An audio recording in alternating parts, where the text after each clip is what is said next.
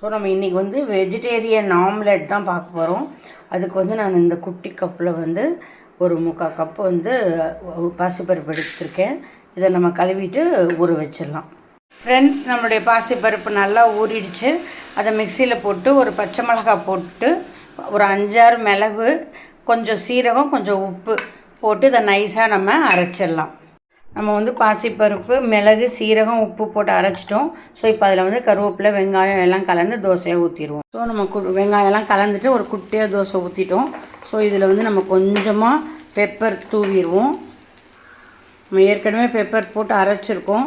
அதனால் பெப்பர் நல்லா காரம் பிடிக்குங்கிறவங்க நல்லா போடுங்க. மற்றவங்க லைட்டாக பெப்பர் போட்டுட்டு அது கொஞ்சம் மூடி வச்சு வெந்தோன்னா நம்ம திருப்பி எடுப்போம். ஸோ நம்ம வந்து வெந்துருச்சு, திருப்பி போட்டிருக்கோம். ஸோ இப்போ வந்து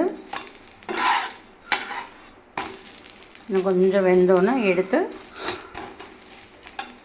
சாப்பிட்டு பார்த்துடலாம். ஸோ நம்மளுடைய முட்டை ஆம்லெட் ரெடி ஆயிடுச்சு. இந்த முட்டை ஆம்லெட் பாசிப்பருப்பில் செஞ்சுருக்கோம். அது வந்து உடல் ஆரோக்கியத்திற்கு பல வகையில் உதவுது. புரோட்டீன் நிறைய இருக்கிறதுனால திசுக்கள் வளர்ச்சிக்கு உபயோகமாக இருக்குது.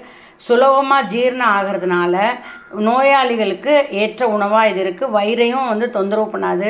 வயிற்றுப்போக்கு, காய்ச்சல் எந்த இது இருந்தாலும் நம்ம வந்து பாசிப்பருப்பு உணவு கொடுக்கலாம். இதில் உள்ள நார்ச்சத்து வந்து மற்றும் புரோட்டீன் வந்து நம்மளுக்கு ஸ்நாக்ஸ் சாப்பிடணும் அப்படிங்கிற பழக்கத்தை குறைக்கிறதுனால நம்மளுடைய எடையை குறைக்கிறதுக்கு உதவுது.